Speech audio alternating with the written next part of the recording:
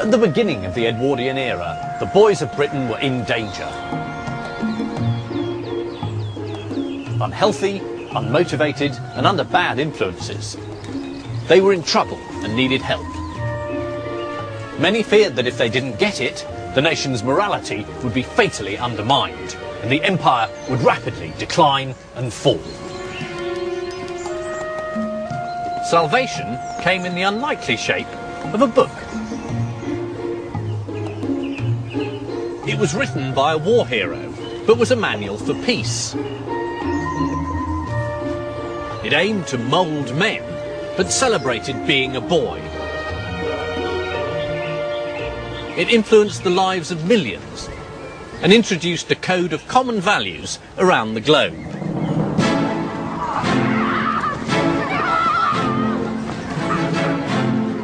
Its name was Scouting for Boys.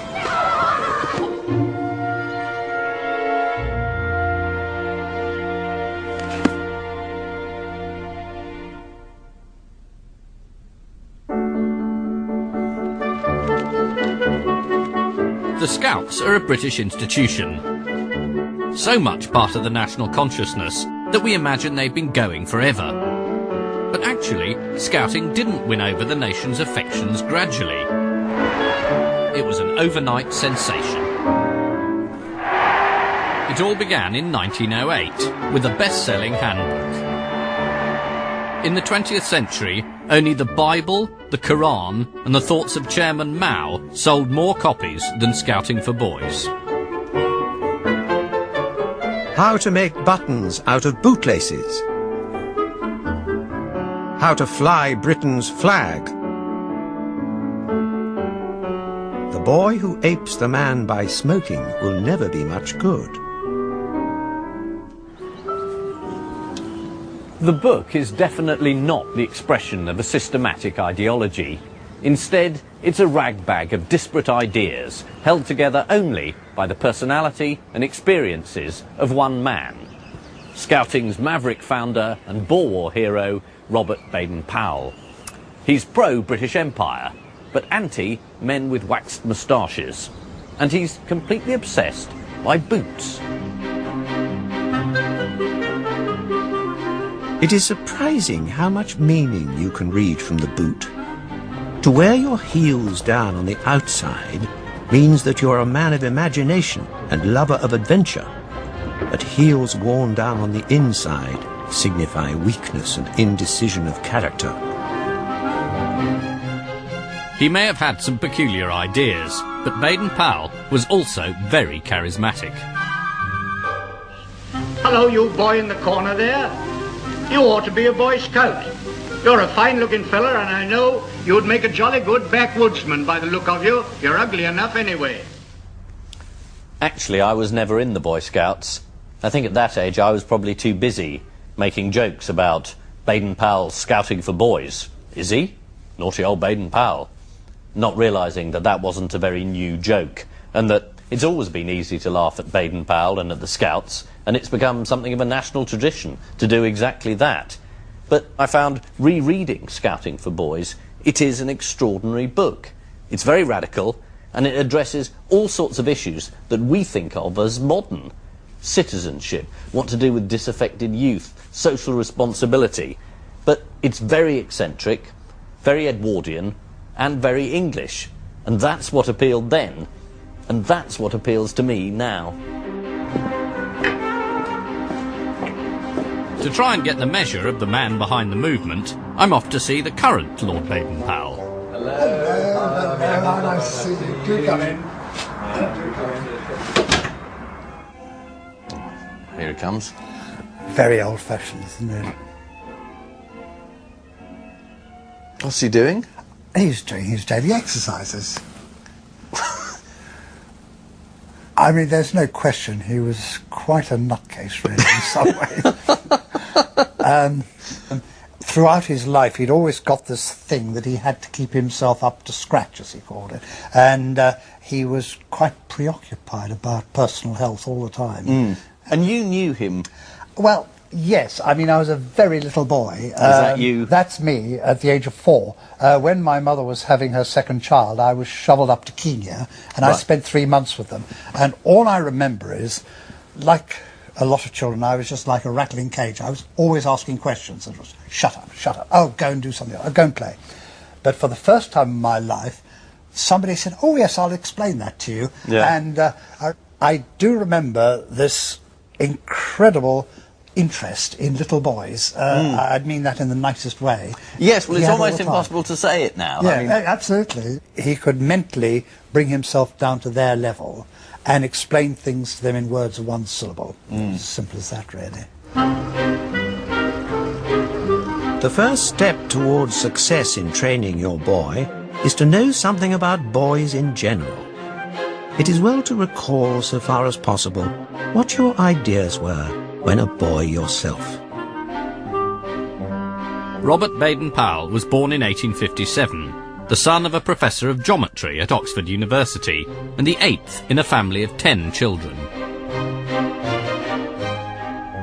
The kind of person who was going to invent the Boy Scouts, which is a very odd institution, I think, is the sort of boy who would have been thrown on his own resources, in a way, at an early age. Baden-Powell, when he was only 3, lost his father. And he became obsessed with the idea of what was it that fathers say to boys that makes them manly later on. His widowed mother was, however, pushy enough to get him the best available training as a man. He was accepted on a scholarship to one of England's leading public schools, Charterhouse. Life here offered Baden-Powell a wealth of new experiences. Most of them, however, well away from the classroom. Outside the school walls was the copse. It was here I used to imagine myself a backwoodsman, trapper and scout. I used to creep about warily, looking for signs and getting close-up observation of rabbits, squirrels, rats and birds. At Charterhouse, Baden-Powell also witnessed a well-established scheme for turning feckless boys into responsible men. Baden-Powell was influenced by the prefect system here, but it's not called prefects, is it? It's a monitorial system. A monitorial system, right. Yeah. So tell me, what is your role? What do you do? It's our duty to almost act as quasi-teachers when teachers aren't there. So it's our job to look after children and make sure that they're feeling comfortable within the school. We don't look at ourselves as policemen, we look at ourselves as carers.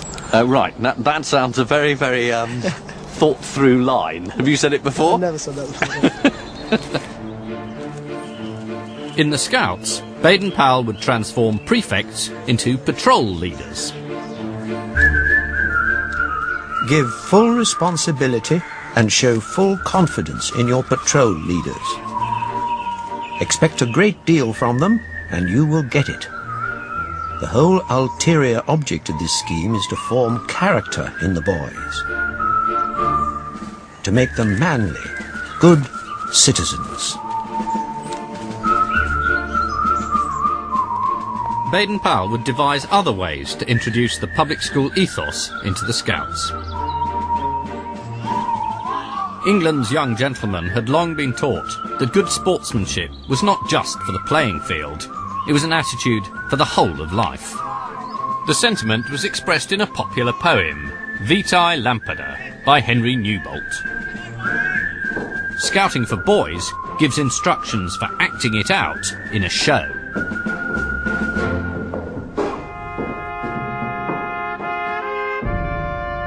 The sand of the desert is sodden red, red with the wreck of the square that's broke. The Gatling's jammed and the colonel dead, and the regiment blind with dust and smoke. The river of death has brimmed its banks, and England's far, and honour a name. But the voice of a schoolboy rallies the ranks. Play up, and play the game.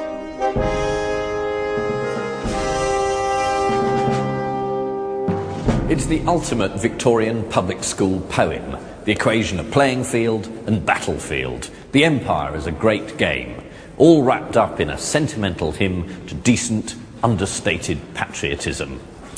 It's ridiculous, of course, but hugely effective, and Baden-Powell wanted to use it to inspire boys of every class. Many Edwardians assumed public school values were the privilege of public school boys, but Baden-Powell was more ambitious. Baden-Powell wanted scouting to cross the traditional class divides, which he called artificial anyway. His vision was not just for boys from the cloister, but boys from the inner cities.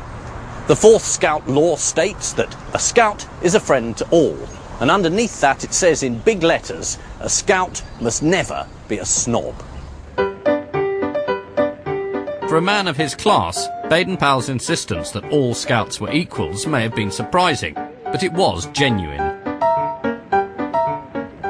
At this time, cricketers at Lord's went in through different entrances, players and gentlemen, and it's not cricket, you know, is a phrase which denotes everything that we'd like to think is British fairness. But society in Edwardian England was anything but fair, and he had a pretty good gut feeling that that was so.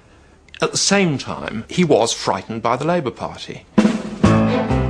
So he had these two sort of almost schizophrenic, opposite ideas motivating him.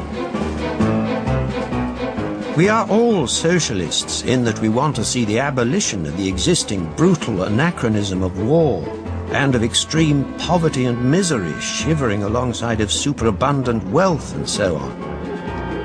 But we do not quite agree as to how it is to be brought about. Baden-Powell was very worried by what he called professional agitators going around stirring up trouble. He writes, "There are a lot of men who go howling about their rights, who've never done anything to earn any rights. Do your duty first, and you'll get your rights afterwards." I was once accused of mistrusting men with waxed moustaches. Well, so to a certain extent I do. It often means vanity, and sometimes drink.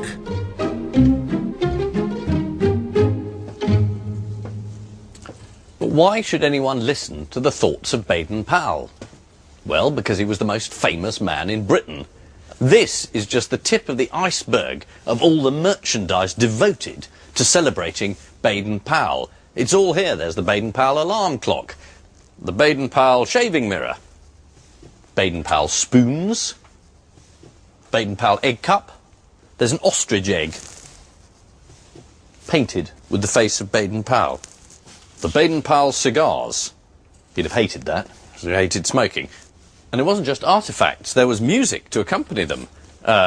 Here we have the Baden-Powell March, a patriotic song for our hero, BP.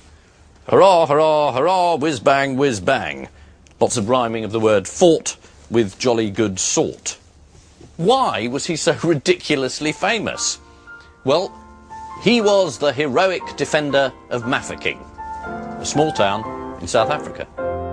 Hurrah for BP, for holding a fort. Hurrah, hurrah, hurrah. He's just the right sort, our hero BP. Hurrah, hurrah, hurrah. Baden-Powell was a surprise recipient of national fame and military glory.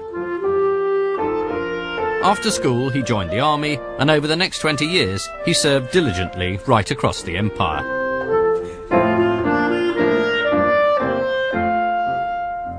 He was never a standard-issue military man.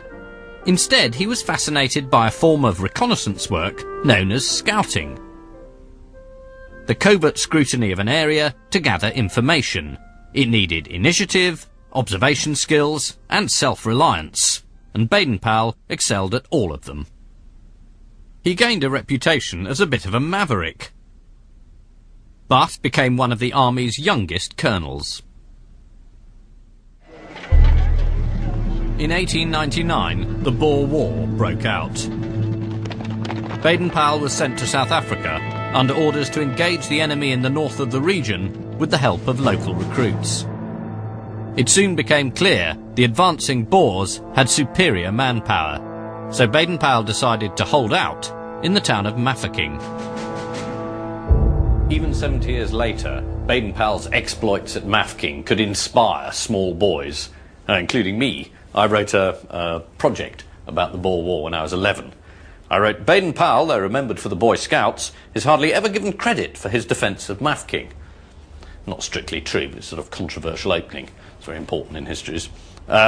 He got the men to obey him to the letter, and they succeeded doing as they were told. He baffled the enemy with bluff and tactics. And here he is, about to do it.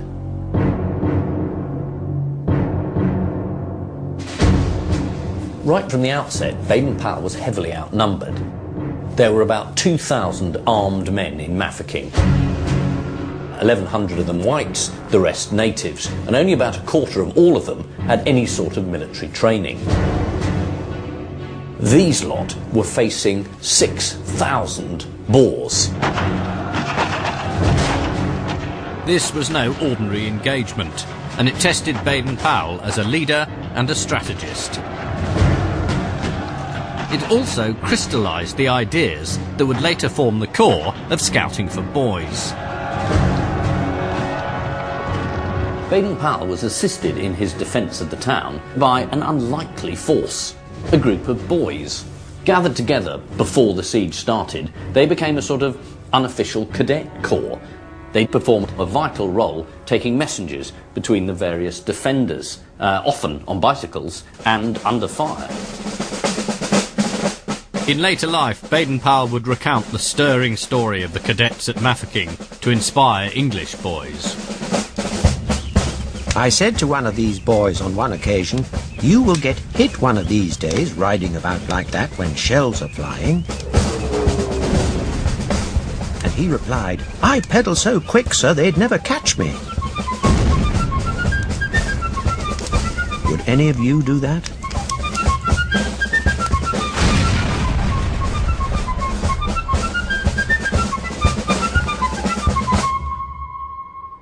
Much of Baden-Powell's subsequent reputation was based not on his complex military strategies, but his use of tricks and ruses to try and fool the Boers into thinking the British were better equipped than they were.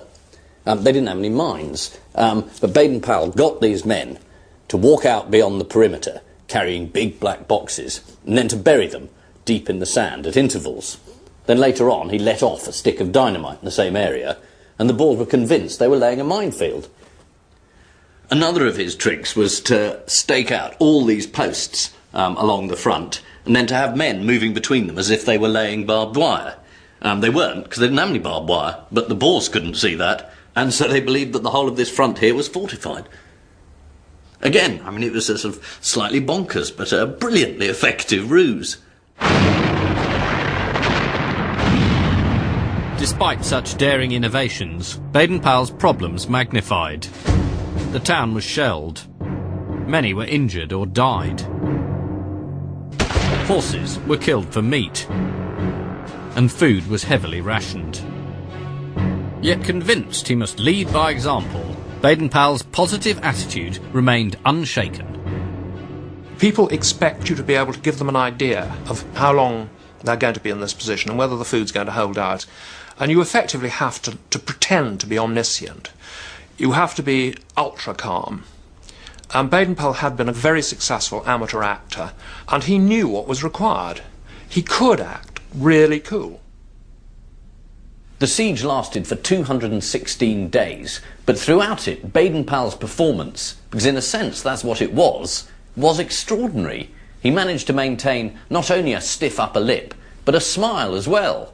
When he wasn't pulling stunts against the Boers, he was putting on plays in the town or staging games.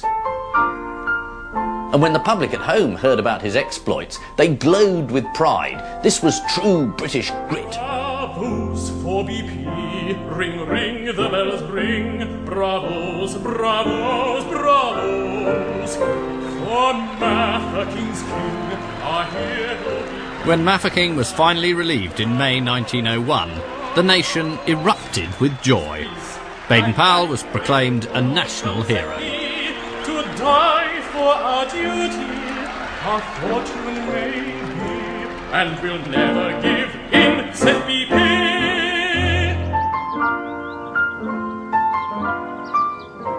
The British may have been the ultimate victors, but the Boer War had left the nation badly shaken.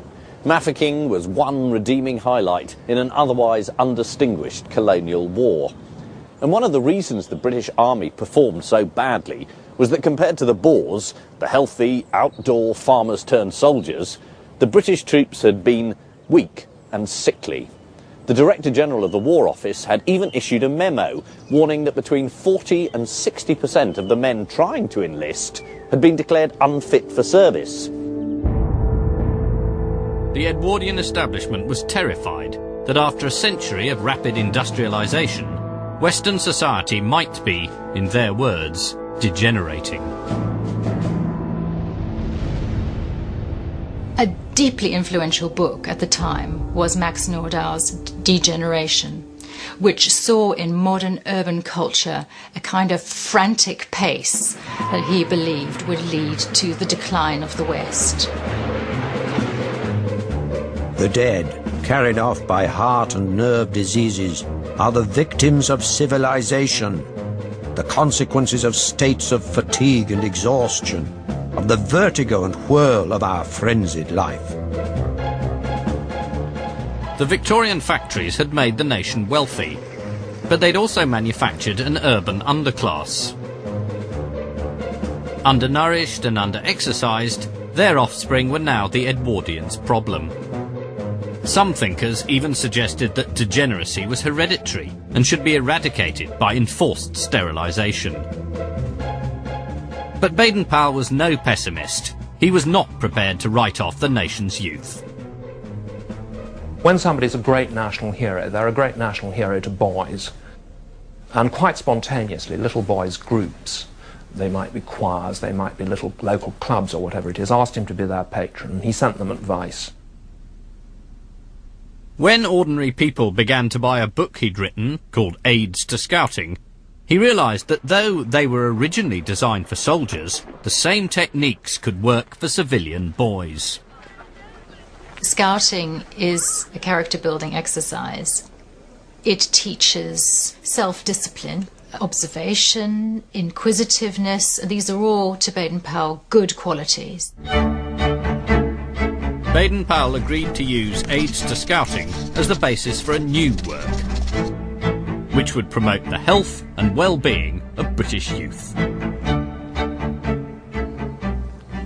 The Edwardians were the first generation to go football crazy.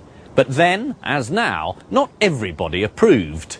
The idea of being a fan, of spectating rather than participating, did not appeal to Baden-Powell. He believed in a healthy mind in a healthy body. Mens sana in corpore sano. That was the real goal for a boy.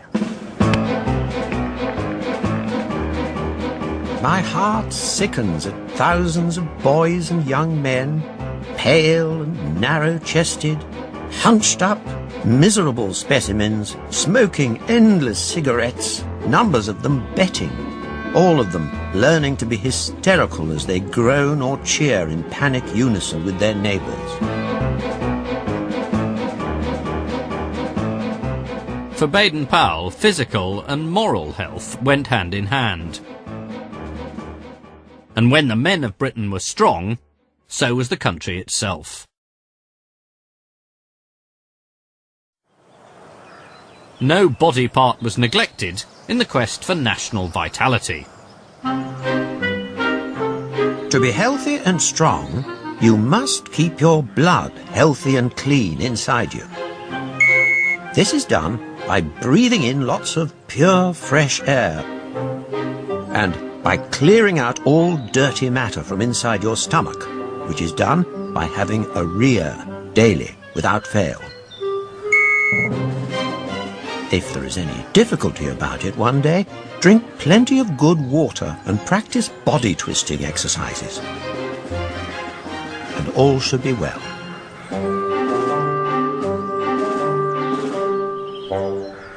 What struck me editing the book was the number of times Baden-Powell talks about orifices. Mouths, anuses, eyes, ears, all the openings of the body. It seems to me that this reflects Baden-Powell's concern with national self-defense, with keeping the body of the nation disciplined and controlled, not allowing any inroads to disease and infection. Unlike traditional educationalists, Baden-Powell also believed it was in the national interest for boys to show initiative. And he charged each scout with doing a good turn every day. Need a hand with that box.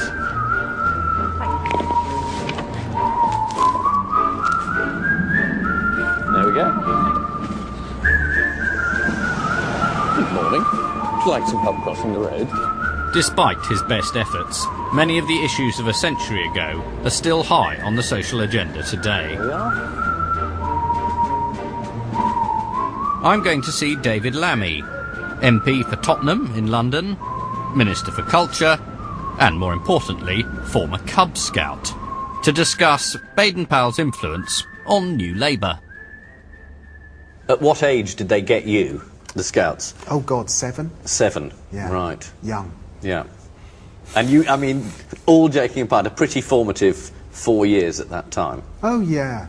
I remember a particular week in which the whole purpose was to knock on people's doors to say, can we wash your car in the Cubs uniform? You'd get money. It was Bob a Job Week. Bob a Job Week. You'd get money for doing that. Yeah. But it was also, you know, this was bringing you into contact with the neighbourhood. Yeah. It was that or knock down ginger, we used to call it, when you knocked on his door and run away. But this time you actually knocked on the door, you got some money, and you did something useful. And you did something useful. That's a great thing. The subtitle for Scouting for Boys is actually a handbook for instruction in good citizenship. Yeah. Now, I'm afraid he says, indifferent citizenship is, and always has been, the progeny of indifferent government.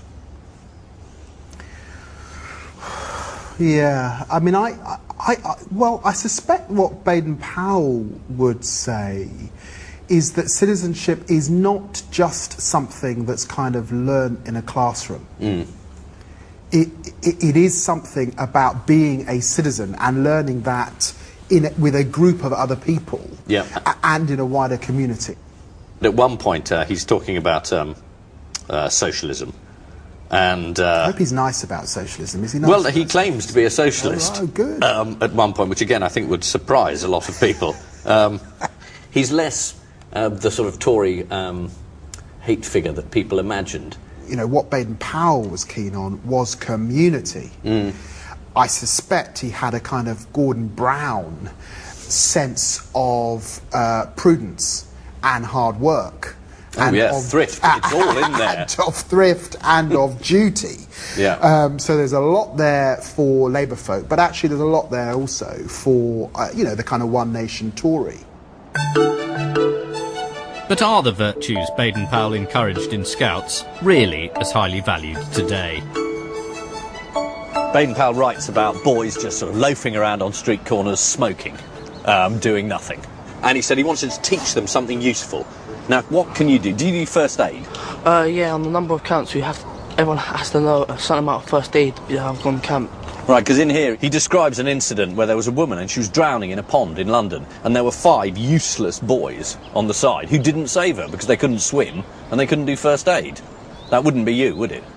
I've been trained in first aid to, well, a fairly moderate level, but we're given the skills so we know what to do in situations. Right, if I had a heart attack now, could one of you save my life? Probably. I'm hoping. I really am. By 1906, Baden-Powell was convinced that his scheme could turn dissolute boys into decent citizens, and he began to write a version of what would become Scouting for Boys. But it took the help of a hard-nosed salesman to galvanise him and turn his modest proposal into a national sensation. Arthur Pearson was proprietor of the Daily Express and a media magnate of his day. Baden-Powell, who had a suspicion of business people, also knew how the world worked, that he needed a man like Pearson. He didn't want to need him. In fact, he hated the idea of it. But without him, it couldn't happen. By summer 1907, Baden-Powell had completed a first draft. He was now ready to put his theories into practice.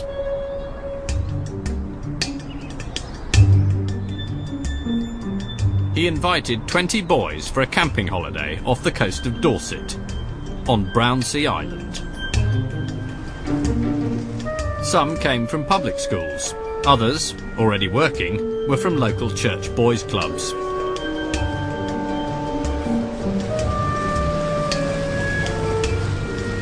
But for all of them, it was a unique opportunity.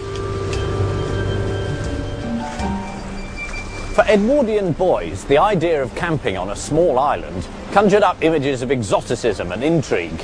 They were following in the footsteps of Robinson Crusoe and Treasure Island. And Baden-Powell wanted to reinforce this idea of being cut off from civilization and forced to depend on their own resources.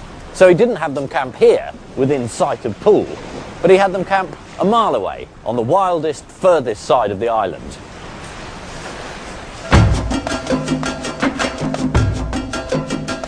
The native boys of the Zulu and Swazi tribes learn to be scouts before they're allowed to be considered men. When a boy is about 15 or 16, he is taken by the men of his village, stripped of all his clothes, and painted white from head to foot. He is given a shield and small spear, and he is turned out of the village and told that he will be killed if anyone catches him while he is still painted white. Many Edwardians had only a superior curiosity about other races, but some, like Baden-Powell, had a genuine admiration for those they ruled. Within British imperial law, there was a social Darwinist ranking of the nations, in which, of course, British were at the top, but there were recognised to be certain noble tribes, noble peoples, who distinguished themselves by their muscle on the battlefield. Despite his admiration for some African traditions, Baden-Powell thought better of sending British boys naked into the Dorset woods. Instead, he'd arranged for basic amenities to be provided on a small campsite. The trip was covered by a lot of the local newspapers, and clearly their editors were thrilled to have a national hero operating on their patch. This is the Bournemouth Guardian, and it explains how the camp was set up, and then says, "The boys are to learn how the experienced scout can find life wherever he may find himself, to taste the delights of wild adventure, and to track Red Indians." This being Dorset, there weren't actually any Red Indians, but there were pheasants. The idea was the boys had to track the pheasants, get close enough to them, not to kill them, but to photograph them, and then report back to camp. And this was a classic Baden-Powell technique, to relocate the thrills of the Wild West in the Southwest.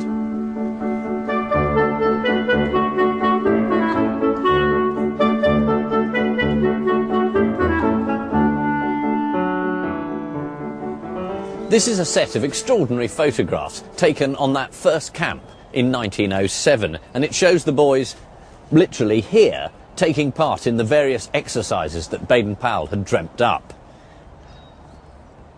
Now that looks like a game boys would enjoy. Jump headfirst out of a tree and see if anyone catches you. Well, that does look fun.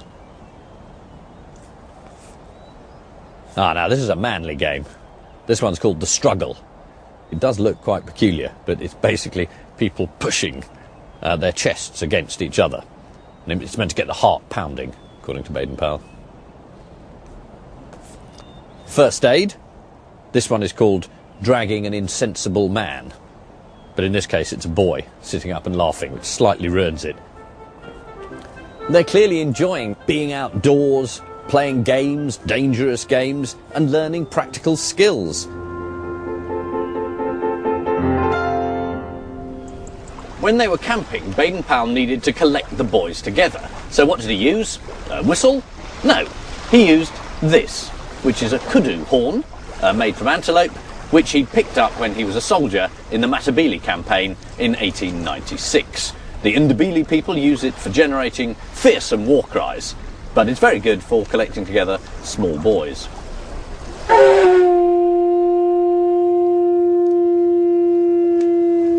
Gonyama, Gonyama, Ivubu, Yabu, Yabu, Ivubu, I. Gonyama, Gonyama, I. At night, Baden-Powell taught the boys Zulu war chants and enthralled them with tales of his overseas adventures. Once I went butterfly hunting in Dalmatia.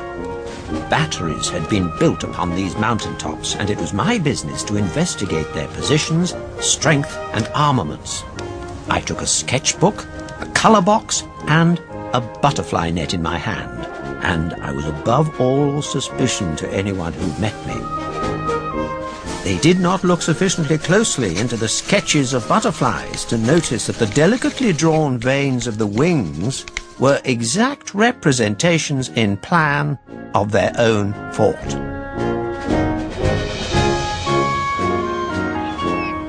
In Scouting for Boys, Baden-Powell includes a letter that one of the boys had written to him after the camp. The most important thing that a great many boys need to learn is to look at the bright side of things and to take everything by the smooth handle. I myself found that a great lesson, and I shall never find words enough to thank you for teaching me it. And that ethic of keep smiling through became a cornerstone of Scouting. Invigorated by the success of Brownsea, Baden-Powell returned to civilization and to completing Scouting for Boys.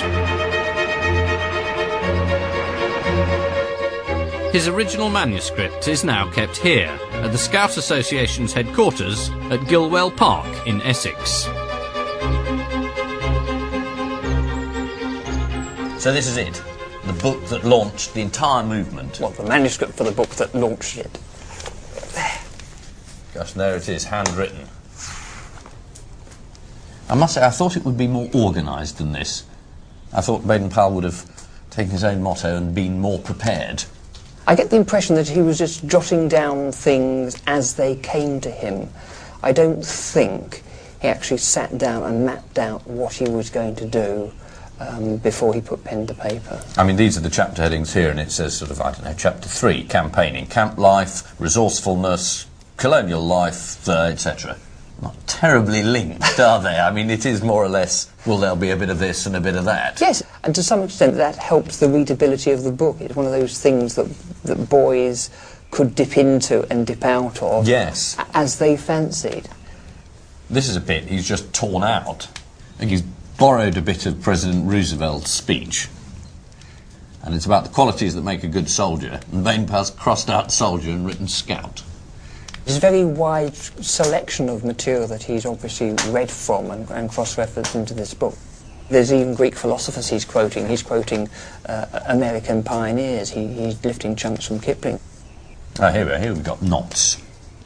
To tie a knot seems to be a simple thing, and yet there are right ways and wrong ways of doing it. It's written something else in over the top. No, lives depend on a knot being properly tied, says Afterthought. Which is so very true. And these are his drawings? They are his drawings. It's quite difficult to actually draw a knot that people can follow and copy. Yes. There's total clarity that you could follow that. Do you think?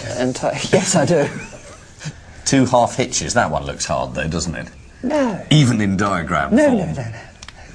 When you open this, your job, your movement, everything here comes from his notes on some bits of lined paper, doesn't it? From these pages, it is quite amazing to think that the whole Scout movement has flowed from him sitting down and scribbling these notes, a bit like the Ten Commandments in the Christian tradition. But I'm sure he'd be flattered by that. In January 1908, when Scouting for Boys was set for publication, Arthur Pearson orchestrated the marketing. He decided that rather than publish it as a single volume, it should first be serialised in separate parts, which you had to wait for and could collect. Scouting for Boys was a success virtually from day one. By the time the 6th fortnightly instalment came out, boys were queuing to buy it. Baden-Powell's original idea was that Scouting would piggyback on existing boys' movements. But then when the book came out, Scouting appealed in such a way that boys wanted to scout themselves. So Baden-Powell had more or less to scramble to catch up with the wildfire success of the book. So the movement followed the book. It's one of the few, if not only, instances, I think, in world history of a book having generated a movement. And one of the secrets of the movement's success is right there in the opening section. This is a very famous painting of a scout, and it shows a boy in that classic scout uniform. And I think we've all seen it so often that you forget how very odd it is. The hat is a South African hat from the constabulary where Baden-Powell was serving. Then the shirt, which is an army shirt, a long army shirt worn in India and Afghanistan. And basically the army had fashioned it on the traditional Muslim shirt. Shorts, which no one in this country wore at all. Parents had to sort of cut off long trousers to make them fit. So it's an odd collection of things, but Baden-Powell always claimed they were all practical. The hat, you could carry water in. The shirts, if you put two of the shirts together and shoved the staves that the scouts carry, they turn into a stretcher. The scarf turned into a sling, again for emergencies. Now the figure here on the right isn't a scout, but the suggestion is, in a fairly obvious way, that he's blessing the entire scout movement. Baden-Powell also ordained a hierarchy of officers, invented a scout salute, and composed a scout oath. On my honour, I promise to do my duty to God and the King. I will try to help others, whatever it costs me. I know the scout law and will obey it. Crucially, the scout law wasn't a list of forbidden acts, but one of positive aims. A scout's honour is to be trusted. A scout is loyal. A scout's duty is to be useful and to help others. A scout is a friend to all and a brother to every other scout. In Scouting for Boys, Baden-Powell also gave the movement something critical: the impression it already had a history. The British Empire had quite a propensity for inventing traditions. In other words, for making up a movement, an idea, an organisation, and then passing it off, or indeed marketing it, as something traditional and conventional and steeped in the past. Scouting, of course, does so by harking back to what Baden-Powell calls the Scouts of history. In the old days, the knights were the scouts of Britain, and their rules were very much the same as the scout law which we have now. We are their descendants, and we ought to keep up their good name and follow in their steps. Baden-Powell even suggested that scouting had a lineage that led all the way to the king. He noted that the king signs himself R.I., Rex Imperator, the emperor. He says, Imperator comes from two Roman words, im and perere, which together mean to prepare for, that is, to be prepared, which rather neatly makes the king the chief scout. It's neat, but it isn't true. Imperator just means he who rules, but no one was going to object, and certainly not the king. Edward VII returned the favour in autumn 1909, when he knighted Baden-Powell. By now, the Scout movement had over 100,000 members. Scout troops were patrolling across the country, and a spin-off magazine was flying off the newsstands. Scout fever had gripped the nation. Scouting offered something special that other groups didn't. At its core was a belief in the positive power of play and make-believe. Scouting for Boys is peppered with ideas for staging little plays, dramatising poems, putting on a show, and it encouraged each boy to imagine himself as a potential hero on the bigger stage of life.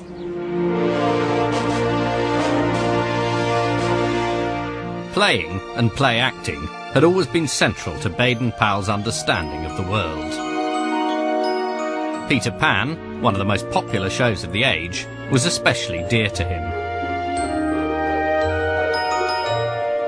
Baden-Powell was particularly fixated on it, even more so than its standard enthusiastic audience.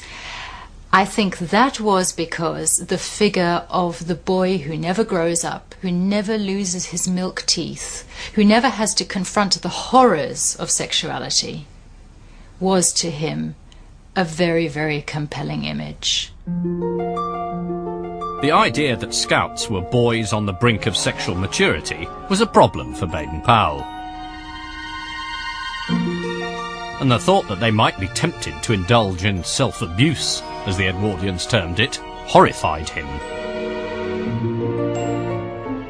But in typically forthright manner, he drafted a section of Scouting for Boys to confront it directly.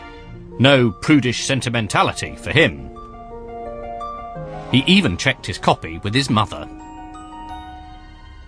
Pearson, his publisher, however, was much more coy. He rejected the original, and Baden-Powell was forced to replace it with a watered-down version for instructors only. This is from the appendix on masturbation, and this is what he wanted to say. The result of self-abuse is always, mind you, always, that the boy after a time becomes weak and nervous and shy. He gets headaches, probably palpitations of the heart, and if he carries on too far, he very often goes out of his mind and becomes an idiot. Yep. It's quite extreme, isn't it? It's very extreme. It's more extreme than even fairly conservative medical authority would have gone in the early 20th century. But there was a huge amount of anxiety about masturbation. Huge anxiety around masturbation because, on the one hand, it caused, all these problems with health. It led to consumption, insanity, etc.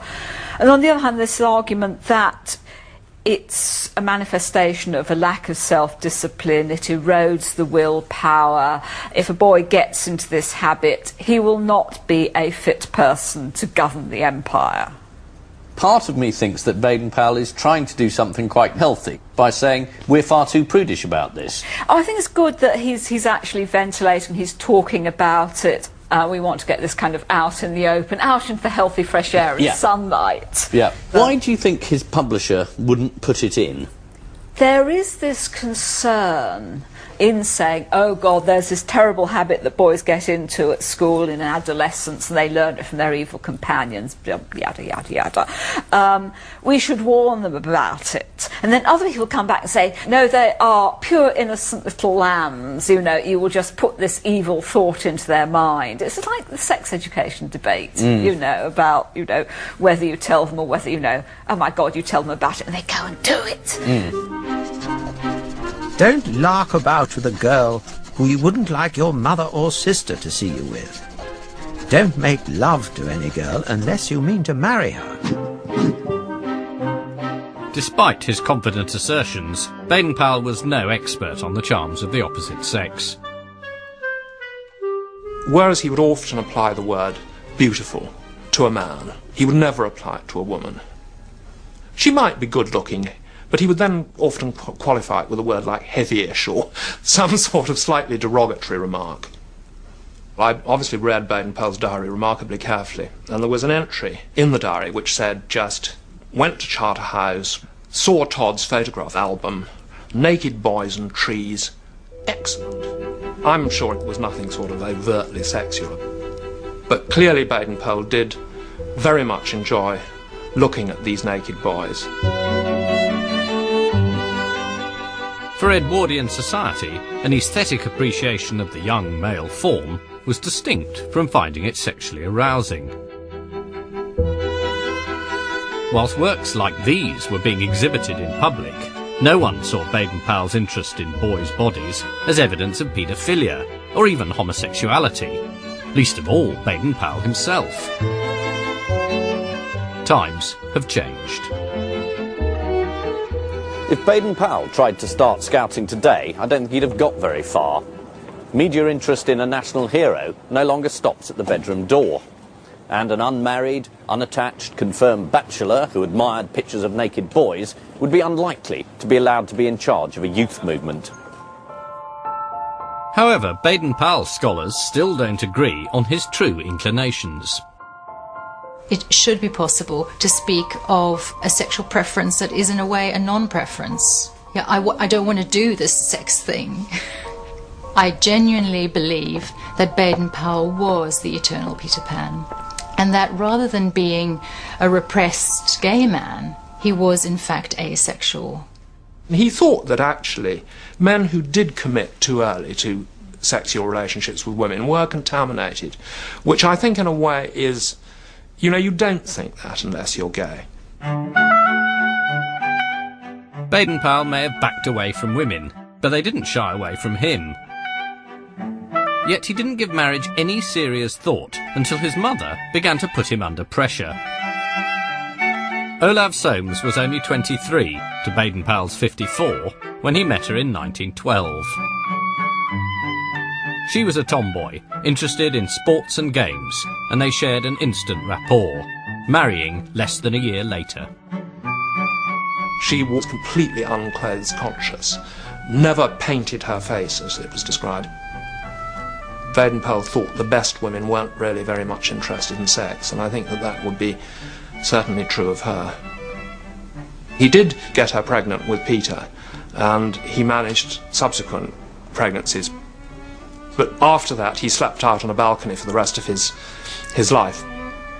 There was a single bed on a veranda outside the front of their house, and it was an open veranda, and he would go upstairs to bed, having sat around a fire, actually sat almost on the embers to keep warm. He'd then go upstairs, climb into this bed with 2 blankets and a pillow, and they'd come out in the morning in the winter, and they'd actually dust the snow off him.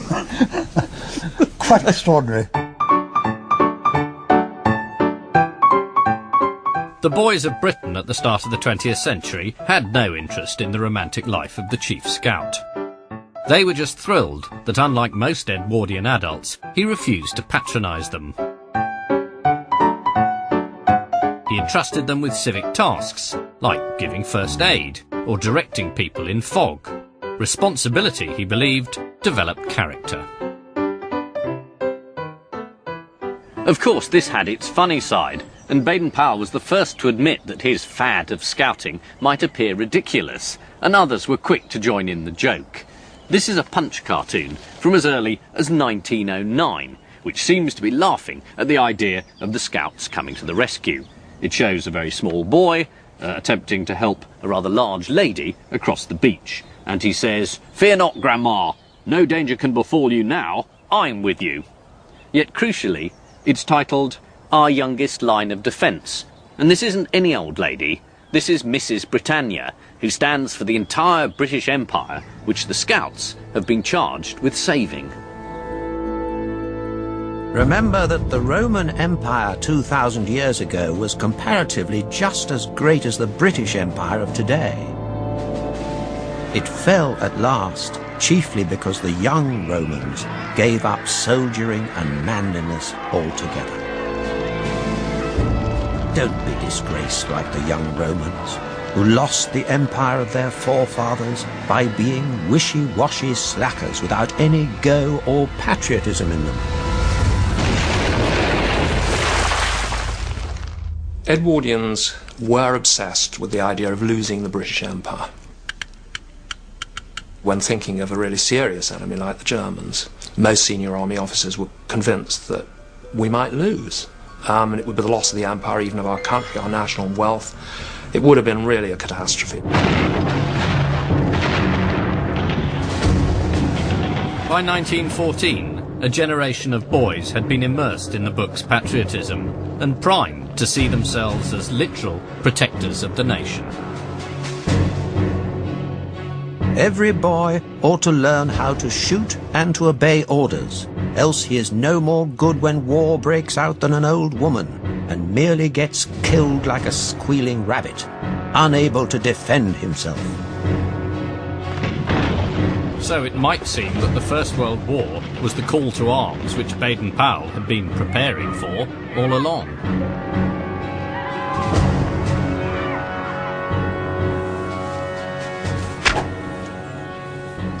Baden-Powell insisted that every boy be able to handle a weapon, but he refused to see his scout movement as a sort of military cadet force.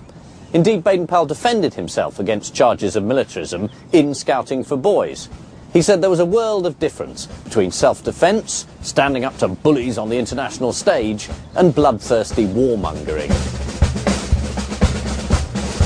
When an eminent public man wrote to me that I ought not to teach boys soldiering because, as he puts it, he hates war like the devil, I felt bound to reply that had he actually seen anything of war himself, he would, like most soldiers, hate it worse than the devil. Rather than see his scouts become a branch of the armed forces, the Chief Scout offered his boys for civilian duties, running errands, working in Red Cross centres, and coast watching. But the war inevitably took its toll on the scouting movement. 250,000 former scouts and scoutmasters fought for king and country, of whom 10,000 died. Among the fatalities were 5 of the 20 boys who joined Baden-Powell on Brownsea Island back in 1907.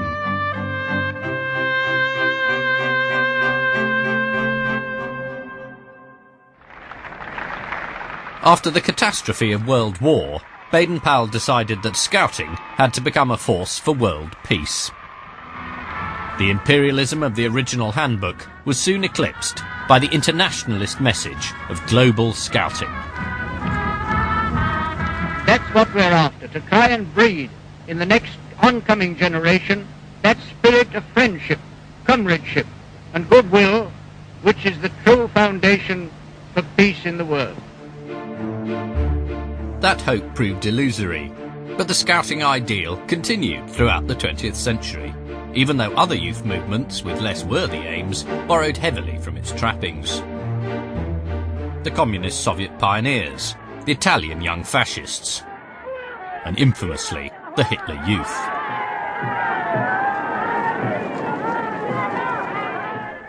But to assume that all boys in shorts are brainwashed stormtroopers in waiting does a grave injustice to Baden-Powell's Edwardian experiment. After all, which of these movements didn't mind what religion you were, or what colour, or what class? And which of them instructed their members to smile and whistle under all circumstances? One of Baden-Powell's favourite mottos was "get a laugh on." His movement was always a mixture of earnestness and playfulness. He wanted to instruct boys how to cut down trees, but he couldn't resist adding, "Don't chop your leg off." That's why the book is still so engaging, and despite being firmly rooted in the Edwardian era, it was trying to address issues that still resonate today. Inner city deprivation, boys without role models, unhealthy lifestyles, the need for citizenship. Amazingly, it's all in there, which is why, 100 years later, I think it's still worth saluting.